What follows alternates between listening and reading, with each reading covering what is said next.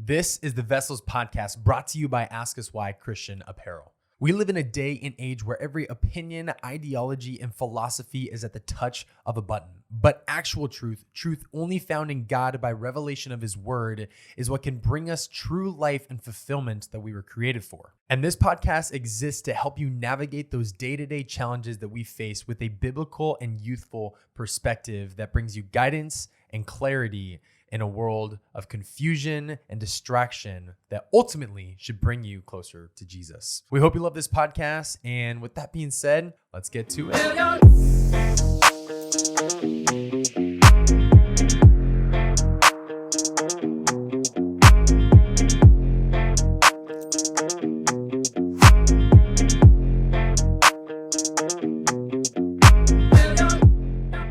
Ladies and gentlemen, we are back in the Lion's Den live. Back at it again with my friends Christian, Connor, and Allie, who is mocking me. Do you appreciate? I don't appreciate that. Do you appreciate that? Do you appreciate that? And then Connor, who always comes right at the moment I mess up with something and always calls it out every time. Which I appreciate because I do that for a lot of people too. So it's just a little bit of taste of my own medicine. Like you'll try to talk over your voice cracks and I'll be like, no, go back to that. Yeah. How we doing today, folks? How we feeling? See these thumbs? 2 thumbs. Hey. I was like, where's he going with this? Yeah. That's good. That means I'm good. I'll tell you how Connor's doing. It's hot outside, so. No, but it evens but out he's also the wearing sun's won the sun's today. won.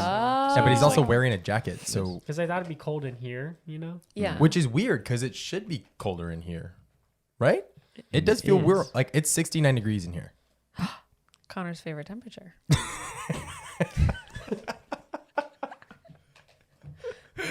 What? His face. Today we're talking about the difference between. No, it's not what you said. It's how you looked. Oh. It was gold. It was comedy right there. So that's how Connor's doing. How are you doing, Allie? Pretty good, because the sun's won, so that means Connor's doing good. So good over here. You know what they say? I have a nickname. What do they say? Happy Allie. husband, Oh wait, was that happy for you? wife. Were you trying to raise your hand or were you trying Yeah. to high five? No. You weren't trying to high five. That's the key. That's it. It's was not both? No. happy. It's not happy wife, happy life. It's happy your sake, it was husband, both. happy wife. Happy life. There's 3 things. there. Yeah. Because happy husband, happy wife, happy life. It's like a combo. You guys came up with a new nickname? Because he's not throwing up Or a Allie. tantrum. What? What's my new nickname? West Valley Alley. West Valley Alley. That's pretty good. And I think you should create some sort of alter ego. Okay. You're like, oh no, it's West Valley Alley. You should And then something happens. You should base it off of Chanel West Coast. You know who that is? No. No? Do you guys know who that is? no. The girl from Ridiculousness? Yeah, Ridiculousness. Oh. Rob Dyrdek's girl. Oh no. She's on the show. Valley She's like, that's just her on the couch the entire time. Yeah, true. With like the different colored hair. Yeah. Yeah. She's always giving a fashion statement. That's West Valley Alley. But that's Yeah. West Valley Alley. You're just gonna come in with like cut hair and purple, like Streaks. Sparkly Yeah. string Yeah. lights. sparkly purple streaks, And fake tattoos Okay. all over. or real. Yeah. You can full send it Okay. unless you're a chicken. And it should say West Valley Oh. Alley. Are we talking on a shirt or? Yes. Oh, we were still talking about tattoos, and I was like, you'd probably only be able to see the words West. No, Remy just gave me an easy out. I did. Save the day. That's going to be our next shirt we're going to drop. Just be on the lookout for that, West Valley Alley. Well, yeah, I agree. It's a good day because the Suns didn't lose. Otherwise, Connor over here would be throwing a tantrum like a little boy. We wouldn't be here. Like a little boy. We wouldn't be I here. would have stayed home. Yeah. Yeah. Someone would have been grounded. And I would have said, Allie, make up an excuse for me, please. Allie, say I'm throwing up all over the place. Allie, say that the apartment caught on fire. Allie, say that there's... That one's kind of believable. I is. tend to burn things. Or there's just fire alarms all the time in your guys' building. That's true. Yeah. So anyways, we are talking today about the difference between a boy and a man. And the reason why is because I made 2 posts on our social feeds Oh, God. about, oh my gosh, this was like 4 months ago. Yeah, it was a Maybe- while. Maybe a while ago. It was a while. And the first one was the topic, the difference between a boy and a man. And then the follow-up one was the difference between a girl and a woman. And both of those posts have, like, still to this day, have done way better than any of our other posts. So for whatever reason, it's a popular topic. People, I don't know if it was because it was throwing some major heat at It was. It it was kind of major. was. I don't know. Sometimes I write these things just without trying to like have an emotional guard up or like filter for the things I say. I'm just like, nah, I'm just calling them out. So I get backlash sometimes. But anyways, these did really well, and I figured it'd be a fun little topic for us to talk about, kind of in this topic of relationships. I think the biggest thing is that when we're trying to figure out or understand the difference between a boy and a man in this context, obviously our demographic is like college students, maybe high school students. And I think that this does relate a lot to when we're looking for someone to marry or to be in a relationship with, because you want to know what you're signing up for. And clearly you don't want to be signing up for a boy or a girl. You want to be striving after someone that's either a man or woman of God. So floor is your guys's. What is the difference? What are your guys' thoughts on the difference between a boy and a man? What are things that boys do that men don't? I think we should say what culture thinks a man is. Ooh. All right. And so I guess I can start us off. I think. Therefore I am. I think that culture defines a man as, I think you can picture it in your head, what it looks like. So someone who's minimum 6 feet tall. Oh, studly. absolutely. Someone who looks like Connor, Right. Tattoos possibly. Correct. Really cool hair. Mm-hmm. Amazing sense of fashion and style. We're looking good so far. Someone who makes Six figures a minimum. lot of money. That's where we drop off. Tough. I think there's like a I don't care about other people sort of vibe. There's like ultra manly man. We've talked about these sorts of things in previous episodes. There's you got James Bond, in the mix there.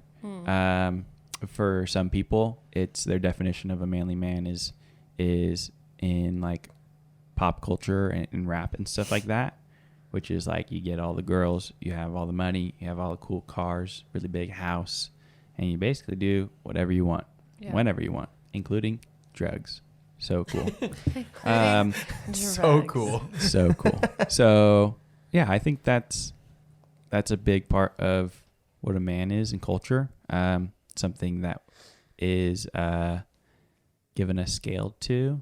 Like you can say, oh, he's like a level, like he's a 10, or like he's an 8, or he's a 5, and like you judge that. It's subjective, but generally people have an idea in their mind already of like, oh, this is what a 10 is, or this is what that is. So culturally, it's a subjective standard that the culture overall defines as like, this is what a man is, and it changes depending on who's influencing the culture at the time.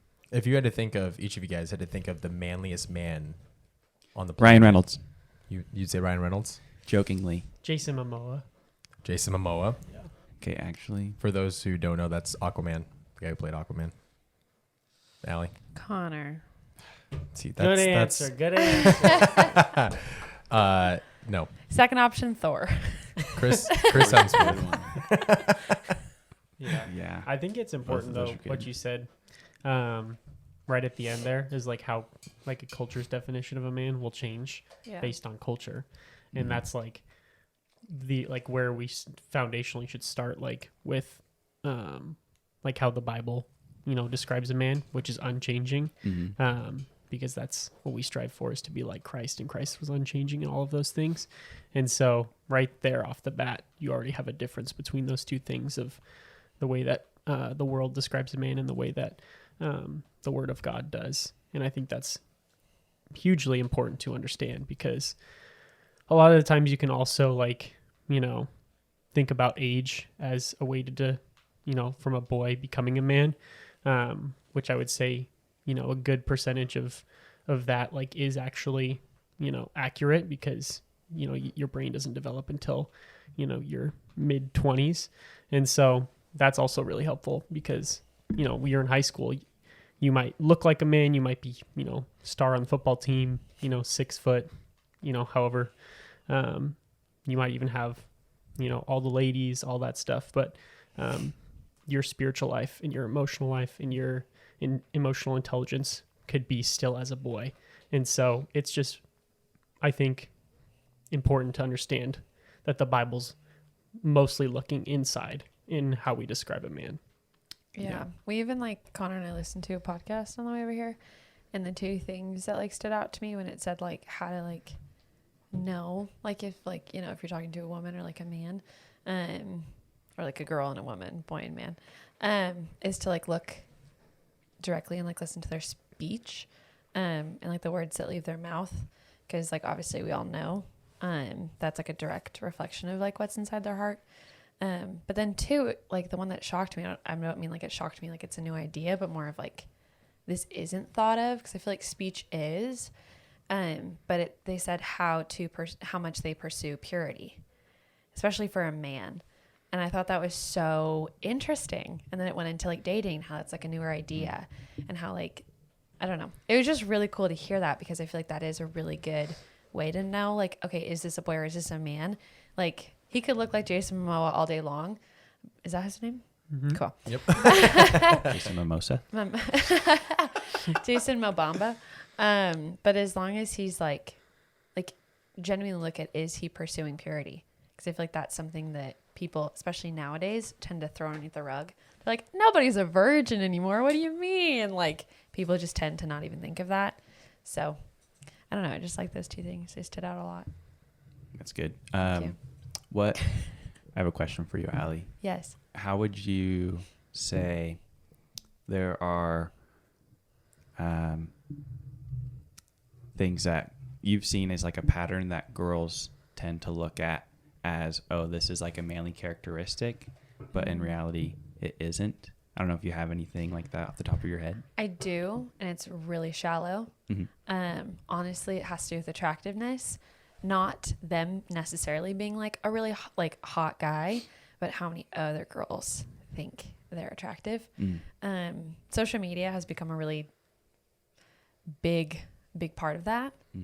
Typically girls are okay, this guy gets a ton of girls all day long, but the moment he thinks I'm attractive, that means I'm a 10 because he's a 10. So they start putting their worth into this person and how they perceive them. I think that's the biggest thing I've seen. A lot of my friends aren't that stupid, but in passing, there's moments of weakness. I'm sorry.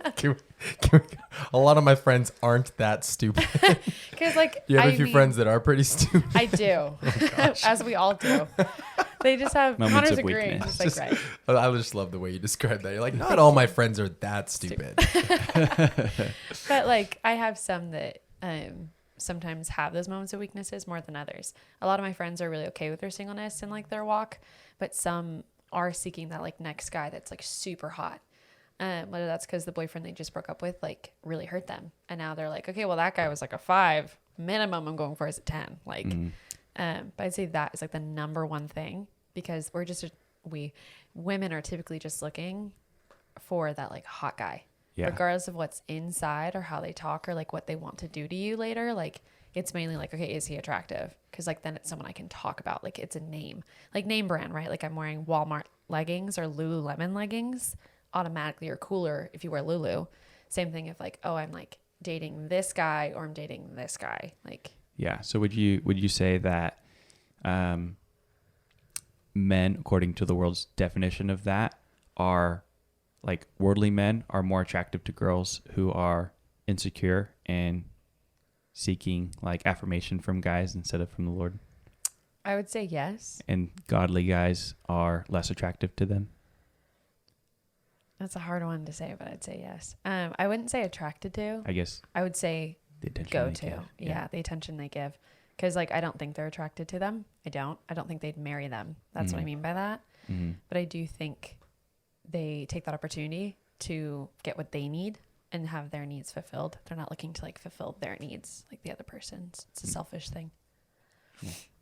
Interesting. Yeah. I think of I think of Barney from How I Met Your Mother Oh god. as like The manliest man. no, like the person who he is. He wasn't 6'2", so he's disqualified. But he's an attractive guy, wears suits all the time. I don't know how old he is in the show, at least 30 or something. But I would say he was more like 40. yeah, but he's like a child, like a boy, like with his intentions with girls and like how he acts and the way that he thinks and like how uncommitted he is to, pretty much everything in his life. And so like from the outside, you would look at him and be like, oh, he has a, good job or whatever. He has nice clothes. He has a really nice apartment. He's an attractive person, but like, I think that's a big reason why, when we're talking about boys, like that's why a lot of stuff is so shallow with them is because they probably understand that they're shallow. And so they don't want people to go any deeper than that, top layer. They just want everybody to see that outside layer of them. And so I think another big way to see, the difference between a boy and a man is what they're committed to.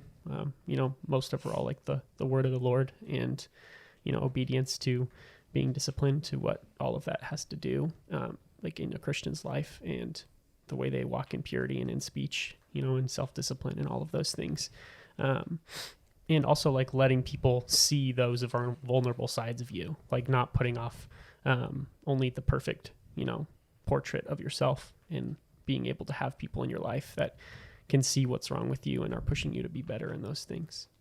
I like that you brought up vulnerability because I was going to ask about that because nowadays it's like really encouraged for guys to be vulnerable. But I would say that, I don't know, I guess I would ask, like, where do we draw the line with vulnerability with guys? Because I feel like we kind of went on like the opposite side of the spectrum because we talked about on the podcast of toxic masculinity where it's seen as toxic when guys are too tough, when they act way too tough to be able to like share emotions and that kind of stuff. Which like we already talked about that, but we would say that obviously you don't want to act too tough, but you also like we're seemingly being influenced to be way more vulnerable and way more emotional. And now I kind of see like a downhill of guys are struggling nowadays to know what it means to be a man because they're being influenced by society to like be vulnerable and to be emotional and to cry more and to like embrace your emotions. Is there a line for guys for where we need to draw when it comes to like embracing our emotions and like our vulnerabilities? Like obviously it's good to do those things, but like where's the line for that kind of stuff? I think the best question to ask is why? Like why is that person being vulnerable? Is it because they do want help like from their brothers in Christ around them to become a better man of God, or is it because they want to be politically correct or anything like that, or they want people to see that they're being vulnerable so they can get more attention, anything like that? Like why are you doing the things that you're doing? Where are your intentions? Are they aligned with the how Jesus lived, or are they aligned with what the world is describing you as you're supposed to be? Yeah. Well, I would say with that though, that guys, I mean, more often than not, they're being just taught that that's the new normal. So I don't think that sometimes guys are intentionally doing it because they want attention or because they want the affection of those things. But I think that guys are learning that those things are good, but I think that it's being normalized for guys to just like let that be natural for them to just share and be a lot more emotional about things. So like on top of that, like, do you mean like they're forcing themselves to cry in front of people sort of thing? I don't know if I would necessarily say like forcing, but definitely going out of their way to do something that doesn't maybe feel natural to them, if that makes sense. Like, because guys naturally, we're not as emotional. That's just like how we are. Like, I don't know the science fully behind it, but I understand that like biologically, like women and men are different when it comes to like how we respond to things. But like it seems like there's a growing movement where guys need to like step off this pedestal of being, because this kind of goes into like what we talked about before with like egalitarian versus complementarian, is that like guys are called to lead the household and are called to be strong, especially in circumstances and situations where you need to be. I mean, like for, I guess one example, I don't know if this is a good example or not, but when I think of the military, when I think of like those movies like Act of Valor or 13 Hours or these kind of movies, when you're in war, and something happens and you lose a friend or something like that, you don't get to mourn. You don't get to just sit there in your emotions and like bask in it and sit in that. Like, you have a mission, you have something that you need to be focused on finishing before you get to do those things. And so you kind of have that kind of influence where it's like, don't ever cry about these things. And so guys suppress those emotions. And so you have these guys that are kind of hiding behind a curtain of like hurt and pain. But then on the other side, you have guys that are like way too vulnerable and emotional, and they can never seem to keep their act together because they're constantly, crying or can't stay committed or whatever. Does that kind of make sense? Yeah, I guess I can see what you're saying. I just can't think of anyone in my life that's like that. I see it a lot via social media. So it's not that I see it with people that are closer to me, but I see that there's just this growing influence for guys to like embrace vulnerability and to embrace the emotional side. But that's just where I was just trying to ask the question of if we had like an answer of, where do we draw the line with where we need to be strong in like our position as being a man of like a household versus knowing when it's okay to be vulnerable and to like be emotional. So it kind of ties into your why of like, why are you doing those things? But I think for guys, sometimes we're conflicted with, am I supposed to act tough right now? Or am I supposed to be vulnerable? Am I supposed to like be emotional? Yeah. I think it really depends on the situation, but I think that you can do both at the same time. Mm-hmm. I can be vulnerable, like say during my parents' divorce, I can be vulnerable with my sister and be like, hey, Carly, like this is devastating. I'm so sad. And we can like literally cry together. Yeah. And then right after that, I can be like, all right, this is what we need to do. Or, A, B, C, or D. So I think that, I'm sure there's guys who will do the emotional, like the crying thing. And then they won't take the steps afterwards to initiate or lead, progress from those emotions. Like, because after you express something that's like emotional, I think typically for guys, we're very like problem oriented, want to solve things. We express it and then we're like, okay, how are we going to change this? That's kind of our MO. For girls, it's different. They'll express what they're feeling, and that will be in and of itself like part of their healing process. But for guys, I think it's the action afterwards. Would you agree with that, Allie? Yeah. And like even more so to like prove your, like not prove, but like go along with your point too, is like when women say like we want a manly man, but we also want a guy that's like not afraid to cry. There's truth in that, but also talk to anyone. No, we don't want to cry, baby. Mm-hmm. Like no one wants to like, there's a difference between like crying with me and then crying like on your own, like stuff like that. But I think what women mean by that is like, obviously the only example I have is like Connor, but like, I've only ever seen him cry twice. That doesn't mean he was only sad twice in his life. Mm-hmm. And I feel like that's what women want. Like we want to know that you have the ability, your tear ducts do in fact work. Mm-hmm. Just because it shows like an intimate level, not like between me and him intimacy, but like him to me, like that he can come forth and like lay something at my feet, regardless of what it is, like knowing that like it stays there, that like we're going to get through it. But I feel like all too often, like Remy said, there is that misconception, like, yeah, like men feel your emotions, blah, blah, blah. But then you do have these guys that you're just like, hey, like, can we like suck it in? Like, I can't go to work and cry. Yeah. Neither can you. Like, you need to hold it back. Like, we're in a place, this isn't the right time or place. But I mean, it is hard because like men can cry. And then like you said, be like, right, let's do this. When women cry, we are, it's bye. Don't call, don't text. I'm out of office. But I feel like that's why God made us so different, is because like when a guy cries to me, it's like stop all production. Like this is a big deal. Like when Connor cries, I'm like, hold on, let me record this. Like this never happened. No, I'm just kidding. But like it's a like moment to me that like he is hurting. Right. And like it rocks my world because he's very slow to anger, slow to get upset. Whereas I cry just because I'm like, my eyebrows look weird today. And like, I don't know. So, but that's why God made us different. Because if Connor was as emotional as me, this would never work. We wouldn't get anything done. No, true. It's very, very true. I think I literally cried last night because I was like, I'm ugly. And you were like, what? And I was like, I'm fine. I just need to cry. And you were like, what? Like that logic is never there for a guy. A guy's not like, I just need to cry, then I'll be good. But girls are like, I'm just so stressed. Once I cry, I'll be fine. Like, imagine if a guy came up to you and he's at the gym. He's like, I just need to get cry really quick. Hold on. You're like, what? But I hope that answers your question. Like, yes, like it's good to be vulnerable. But I also love what Connor said, because there is such a thing as like emotional and like manipulation in that. Like a guy will pretend to be emotional just to get a hug, which is gross, but guys can do that. Girls can too. Like, I feel like we're even more emotionally manipulative than guys are, because we're better at turning it on and off than a guy is, you know?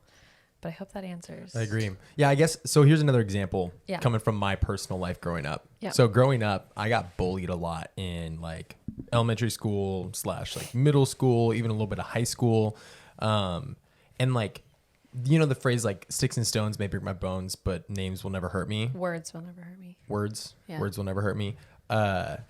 You know, you would say that and think that that's true, but at the same time, like those things hurt me all growing up, but never did I take that emotion that I was feeling and like actually cry about it and like express my hurt. I just bottled all of that up because I believed growing up that I just needed to get over it. Yeah. Because you hear that a lot from people is, you know, something happens to you, you get offended, someone hurts your feelings, someone like says something to you and they tell you like, get over it. And that's where like I'm trying to like find the distinction, or at least just like trying to better understand is when to just get over something and be like, overlook the offense, like get over it. Stop being so emotional about this versus other times where it's like, okay, I understand. Like that is pretty hard. Like you are pretty hurt from that. Cause I think that's where I, in my personal life, have had to like struggle and wrestle with is when does something happen that's hard that I just need to suck it up? Or when like girls say, they say like, put your big girl boots on, right? Or Big something girl like pants. big girl pants on, stuff like that, where it's like wipe the tears off your face, put your big girl pants on and just like get over it and move on kind of Yeah. thing. And same with guys. It's like, okay, sometimes you just need to learn to get over it and move on. Yeah. But I do 110% agree that vulnerability is like something that is like, when you look at the spectrum, there's obviously like the extremists that are the most vocal about their opinions. But then like the vast majority of people that kind of hold to that moderate view, that like guys do need to be more vulnerable. They need to like learn that, hey, it is okay to cry. Like when you're going through hard times, it is okay to be like that. And especially within the church, the number one struggle that guys have is we want to act like we have our life together, that we, you know, don't live in sin, or that we don't have any kind of sins that we're struggling with, and that we're a leader and we want guys to like look up to us. But that was the hardest thing, is that like learning how to be vulnerable and confess my sins to another guy and say like, hey, I know that things look perfect on the outside, but like inside I'm really struggling. That kind of stuff is like a huge distinction between a boy and a man. Is like boys are going to pretend to be tough that entire time. And they're going to say, no, I'm good. Never struggled, never had any of those things. And that makes it really hard for other people to connect with them, because it's like, well, it sounds like you've never struggled in your life with anything. So why would I ever come to you about stuff? Like, 'cause it sounds like you're not going to connect with me. And there's empathy, and then there's compassion. And I think that that's like a whole topic that I'm still trying to better understand, because apparently from what I've heard, empathy is something we've like established or created within the last maybe a couple hundred years. I don't know exactly, but it's not found in the Bible. But compassion is found in the Bible. I read over and over that Jesus has compassion on the crowds who are constantly flocking to him because he sees them as a sheep with no shepherd. But just like learning the difference on when, you know, to have compassion and to empathize, and like not being able to receive that if you can't show that you're also going through things in life, that you're struggling and having a hard time, whatever it is. And I feel like that's also like, to go with your point, like that's another good character quality of like, is he a man? Yeah. Because a man would never just like openly, like obviously you're thinking like, why is this girl crying? Get over it. Mm-hmm. And Connor used to say those things to me when we were dating. He'd be like, oh my God, get over it. Cause it's like, I just would sit there and cry. But like changing his verbiage to like, okay, like you're going to be okay, instead of get over it. Mm-hmm. There's a difference between the two. Totally. But I feel like that's a really good way of knowing that, is like, is he having compassion for you, or is he saying things like, oh my God, like rolling his eyes? Right. Because you don't want to be like, yeah, Jesus literally still cares, you know, when I cry because my nail is broken, you know? Jesus isn't like, oh my God, not again. Like he doesn't do that. So why would I want my husband, or why would anyone want their future husband treat them like that? Yeah, 100% agree. Let me read a couple of the ones that I wrote down. I read these, and I haven't read this thing in a while. So it's kind of funny because when I just started thinking of ones to write down in my personal notes, I was like kind of at a stop, and I was like, I don't know what to write. And then I went and read these, and I was like, wow, these actually are pretty good. I didn't like a little pat to myself. I didn't anticipate that like these are things that I would write, but I did nonetheless. So one of the things that I wrote was boys blame, but men own up. And obviously I think that these can go. Sometimes I get the weirdest complaints of people being like, why is this directed towards this gender? And it's like, okay, like we can play this game all day long if like both sides can do this. You know what I'm saying? So let that be out there on the table, that just because it says that like, oh, boys blame and men own up doesn't mean that girls don't blame or that they can't or whatever. It's like this can go both ways, but this is just what I wrote. That was just my message to the haters. Boys blame, men own up. Another one was boys take care of themselves first, men put others first. Another one is boys like options, men like commitment. That one's huge because I heard one time from a much older person than me that's been married for well over a decade that she said that if a guy has been dating you, oh my gosh, I can't remember the number, but I think it was like if a guy's been dating you for over like a couple of years and hasn't shown signs that he wants to like marry you, then it just means he's looking for better options and he's probably looking for a way out, which I don't know how true that is, but I kind of agree with it to some point where it's like, well, a lot of the times if a guy is like afraid of committing, he's usually looking for a better option, and that better option might not be another girl. It could just mean a better option, like path of life kind of thing like that. But commitment is like scary. And usually it's a game of dating in high school of just date someone, dump them, date another person, dump them. And so when it comes to like, oh, I have to settle for this person, it's like freaks guys out. Well, but, and this might be like really controversial, but here's Hit us with it. Here's the thing. If someone disagrees with what Remy just said about like, if he was a real man, he would just commit. It's probably because you are the girl in that relationship who's been dating a guy for 7 years and you don't have a ring on your finger. And deep down, you're pissed. Deep down, you want that ring. So don't be mad at Remy just because your boyfriend won't get on a knee. That's all I want to say. So, yeah. And then we already talked about it, but boys act tough. Men are vulnerable. And then I said boys submit to no one. Men submit to God. Those are the main ones that I talked about in here. But a question that I wanted us to kind of talk about is, it seems like from a girl's perspective, when you read that these are the things that men should be doing and you start looking around. Now, granted, if you're at GCU, which this sometimes make things hard when like our community and what we're used to is like GCU and, you know, a bunch of believers and a bunch of these studly guys, like we're seeing the better end of that. But for people that go to like an ASU or like a U of A or to like a public college or a public high school and that kind of stuff, like it's a way different situation. But I would assume, and from what I've experienced from even being in you know, public school, is that it seems like there is a lot more boys than there are men today. And my question to you guys is, why do you guys think that is? Like, why do you think that there are a lot more boys today than there are men? And I would say that that also includes those within the church, like boys as well, not just like in society, but also like within the church. It seems like there are a lot more boys than there are men. Or maybe counter it. I have an opinion. Yeah. I think the church has, because I can't speak about anything else, but like the church has really dropped the ball. Because you were homeschooled, right? Correct. No, I'm just kidding. The church has really like dropped the ball on that one, I think. Just because like I've genuinely never had a sermon where the pastor is like, girls, keep your pants and shirts on. And I've never had a sermon where they're like, men, be like, boys, this is your call to be a good man. Here's your call to like pursue women properly. I've never heard that church service. So it's as hard as that is to say, like, because obviously I can't attend every church service ever. But I feel like a part of that is the church's fault to an extent, because they can't, you know, they can say the words all they want, but that doesn't mean someone's going to receive it. Yeah. But that's my take on it. Is like in the church, because obviously like ASU, I can't. What, you want to interrupt me? No, I thought you were done. He thought you were done, so he started to, talking, and then you kept going. He was like, "Oh, do you have an opinion though?" Allie, were you done? Go ahead. Well, my opinion changes the topic a little bit. Go ahead. Okay, I was gonna say like if you're looking for like a good like Christ-loving man, My friend Skylar like goes to ASU, and she's like, there's just no good guys here. And I was like, well, where are you looking?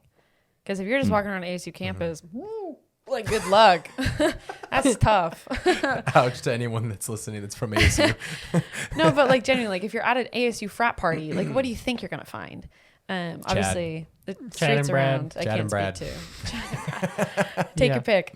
But like go to like church groups, like go to youth groups, because there are plenty. ASU has tons of church ministries there. Yeah. Like go to those things. But it's hard because even then, Chad and Brad still exist. Even at GCU. Yeah. Chad's, Brad's. They out here. They out here. Kyle's. They're Kyle's at GCU. Kyle. I see Tyler. Just a quick thought. I see a lot of memes out there which kind of Christians. speak to truth. It's like the epic Christian memes and those kind of pages where they'll say like, I'm just looking for, a godly man and someone who like strives after the Lord. And then it'll show a picture of like a dweebus and like a nerd. And it's like the one single guy at your church. And it's just like, that's what you have to settle with. And you're like, no, God, send me someone else. Yeah. And I feel like that's a perspective that girls have about guys. Well, girls also like have this perspective of like, well, I think he's cute and he's like a really good guy, but like he's not pursuing me. Mm-hmm. And that's where it gets so tricky, sticky, icky, because it's like, well, dating is so gross and like it's so different in so many different ways. Like there's so many different like shapes and sizes of it. So like, how is a girl supposed to make it work when like she's like, well, this guy's really great, but he don't text me back. But like, is that just him guarding his heart, or does he think I'm ugly? Like, I don't know. It's one or the other.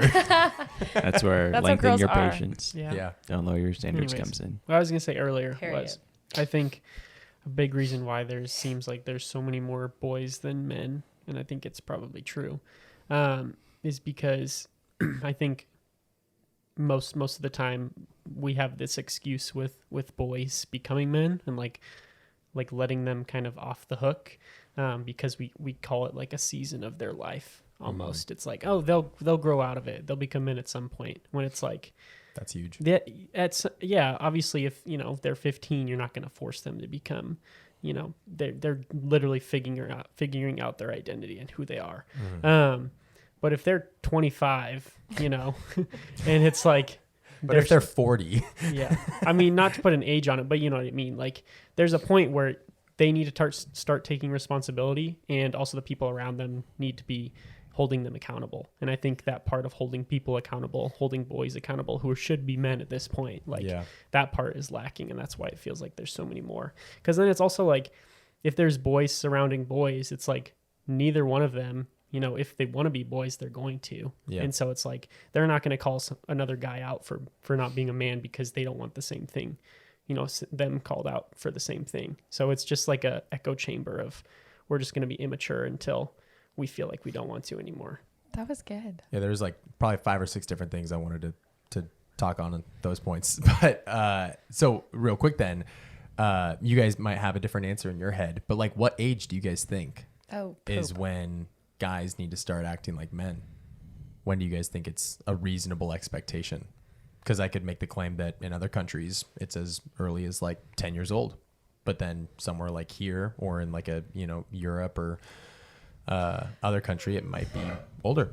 I don't know. The thing that I can think of is like, for like the world definition, it would be like when you move out, when you go to college, that kind of thing. But I feel like for when you're a believer, it's whenever you have read the word of God and it's convicted you to be different.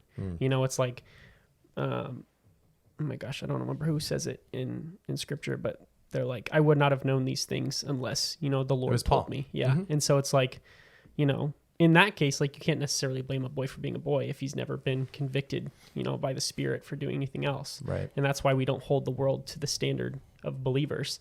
So my answer to that would be like, not necessarily an age, but like when do they know better? Like as a Christian, when do they know the standards of God? Because it could be really at any age. And obviously it might happen a little slower if they're younger in age, just because they're, emotionally immature in some ways. But yeah, it's crazy how long we give girls and guys, but especially guys, like a long leash and being like, oh, you're good, you'll figure it out sometime, Yeah, we use the phrase like, he's just a kid, like he'll figure it out. But more often than not, it's like, He knows what he's doing, but I like that answer because it really does depend on if they know better. Because we hold that judgment against other people, whether it be kids or adults, when it comes to like anything. And it's like, but do they know any better? Because one factor that I was going to bring up that could be a reason for why there's a lot of boys instead of men is because of the lack of like example in their life. I think that when we talked about it last week with divorce being through the roof, and we didn't even get like we were just sharing your guys' like personal experiences with it, but we didn't even talk about the implications of what it can do to kids. And I think a huge one is the lack of father figures in households, and even at that point, if they do, it doesn't mean that they have a good father figure that's like a good example to live up to. And you can gauge that how you want, but I think the point is what we would see as like the fundamental gauge for us as believers is like a dad who strives to be like Christ and is involved with his church and like at the bare minimum is doing those kind of things and like leading his family. But I would say that that's another big reason why we see a lot of boys over men is because I feel like, I don't know, maybe dads have a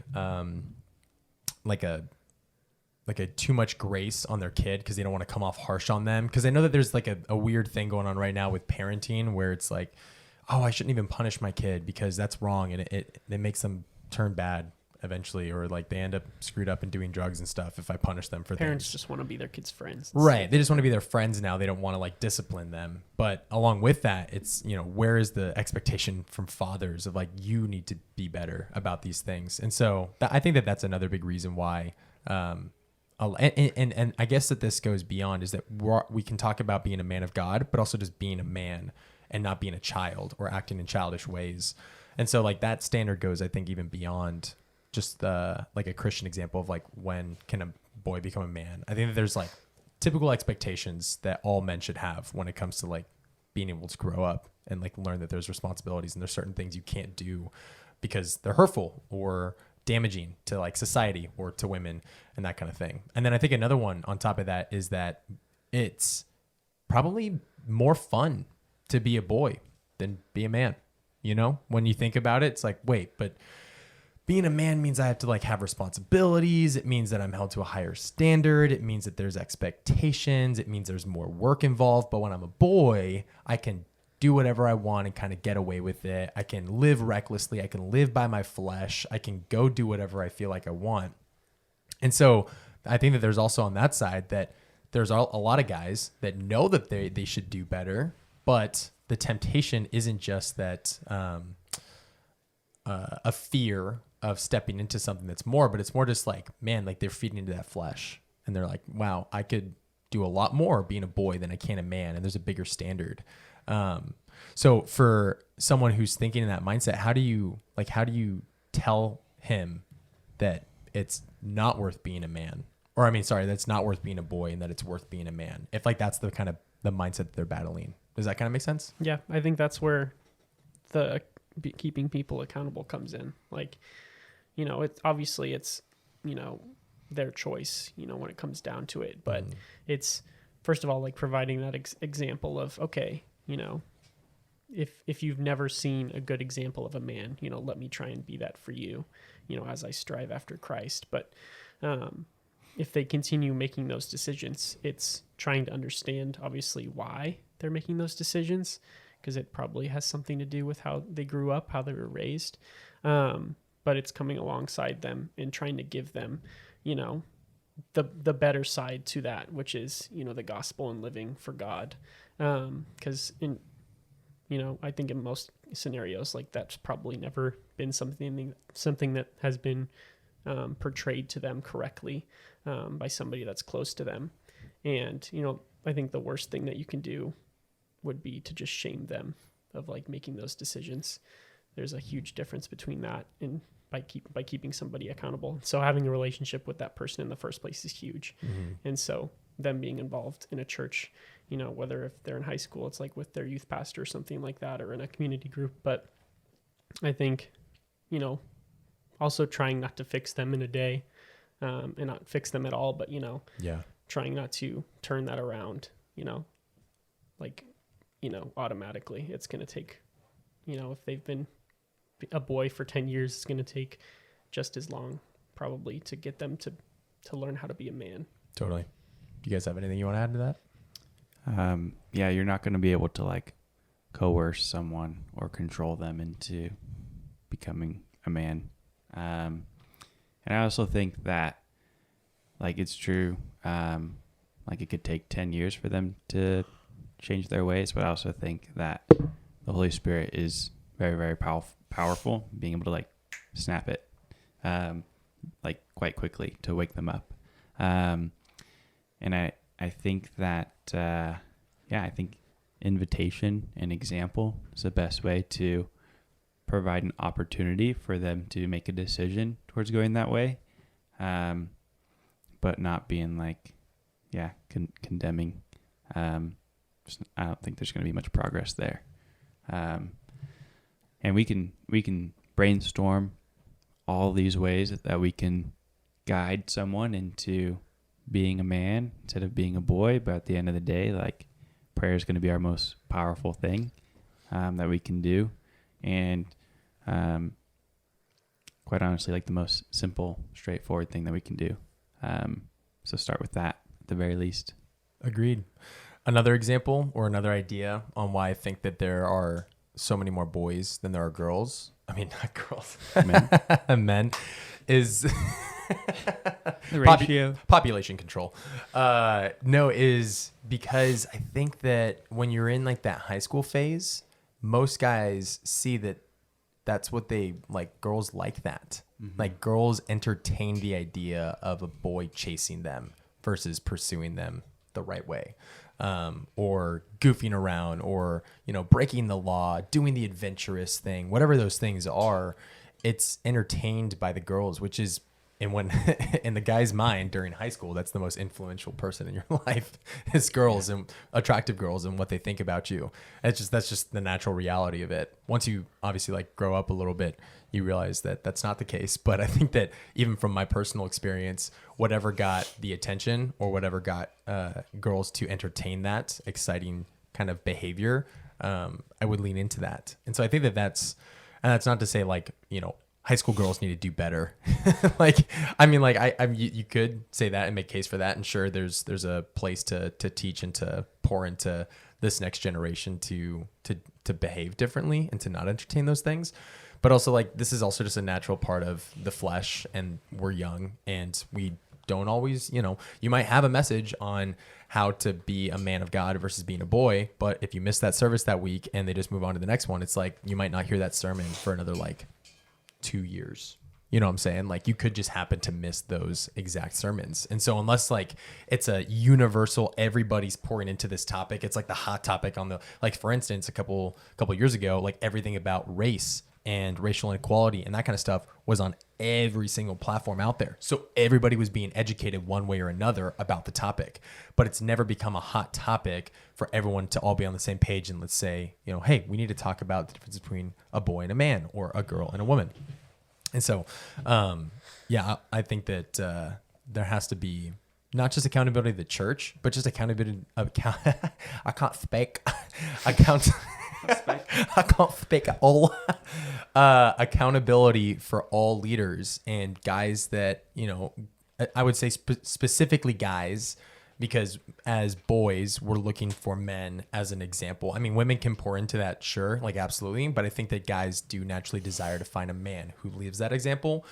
And so my challenge is and encouragement is to any like influencer, leader, pastor, like in different platforms outside of just Sunday service to preach on these things, because that really does help. Now, I don't know the full story about it, but you guys obviously know who Mark Driscoll is, right?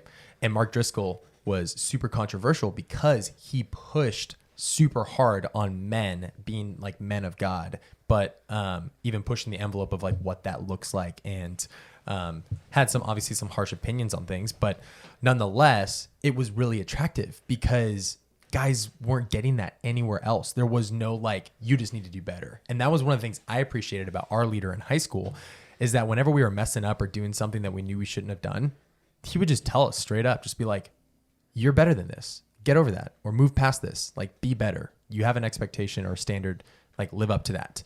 And like maybe some guys would get offended by it, but I think the majority of us really appreciated that like harsh truth, because it really told us like, you're right, I should be better than this. Like right now, my standard is compared to that of the world, and I'm not doing anything for the kingdom or for the glory of God if I'm living at the same expectation as what boys do today. Mm-hmm. But if we are called to a higher standard or to a higher living or a higher calling for how we are to live and to be holy, then partially that's exciting for guys, because we see that there's something that's above and beyond what the world is saying that we get to be a part of.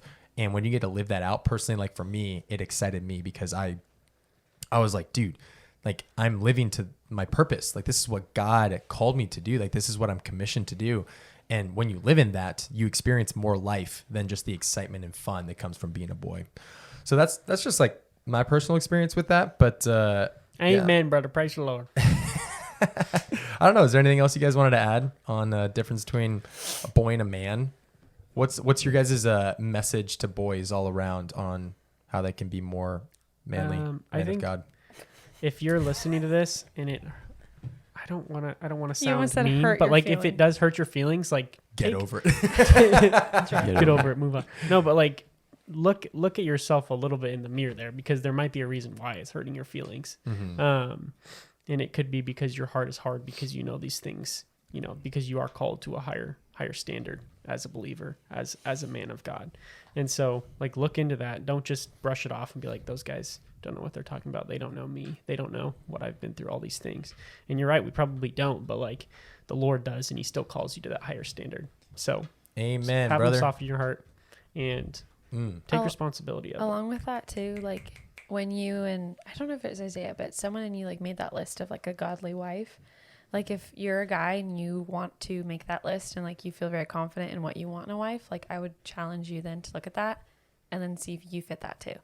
Like you said, like when you have that list of like, this I tell between a boy and a man. Well, same thing with women. Like women also like are really bad at taking ownership. It's not just a boy. Like girls do that too. So like think about those things and apply them to like, okay, if you're asking this to someone else, are you like that too? But also ask your friends, mainly maybe someone you actually look up to and you're like, man, this guy's really cool. Ask him like, hey, where can I improve? Yeah. Like where's an area that I like, do I take ownership? Do I make a lot of naughty jokes? Like, am I inappropriate? Do I curse a lot? Like question those things. Yeah. Which is super hard to do. Oh yeah. Like it's one thing to say it, but the next is to actually sit down with a person in leadership and ask them, how can I do better? Because it's not about like performance and like a job where it's like, hey, what area can I do better? And they're like, oh, well, you could probably do better in like, you know, your communication with like this department or the marketing or whatever. It's like when it comes to your character and who you are. It's a hard question to that's ask. like because you're basically going to get punched in the face because you're like, well, you're acting like a child in these ways. Well, if they say nothing, they're lying. Or they just don't know you well enough. What's Right. it like to be on the other side of me? That's the question that we had some of our guys ask on a road trip, like in our community group. Wow. That was really helpful. That's a good question. That is a good question. I wasn't on that car or in that car. I think you're in the other car. I drove in the other car. Yeah. We just talked about guns and Anywho. fishing and Oh no. sports. What's it like to be me? Amazing. I'm just kidding. All right, guys. Well, with that being said, thank you guys so much for being on this episode with us. If this was beneficial to you, share it. Let your friends know about it. You can also like this on Spotify. It takes you like all a matter of like 5 seconds. If you just want to press a button real quick. Ready? 1, 2, 3. Boop. Allie, you were supposed to make the sound effect. He did. Yeah, but you didn't make the sound effect. You can Venmo Boop. me if you like this episode. In order for ahead, Connor to be a plug it. man, he has a certain financial goal, and if you want to help him get there, you can Venmo him. We're Anyway. almost to six figures. We're almost there. Allie said I'm not a man unless I have this many dollars. She said a whole $12. All right. Well, we love you guys. Thank you so much for being on this episode, and we will catch you guys in the next one. Peace out. See ya. Bye.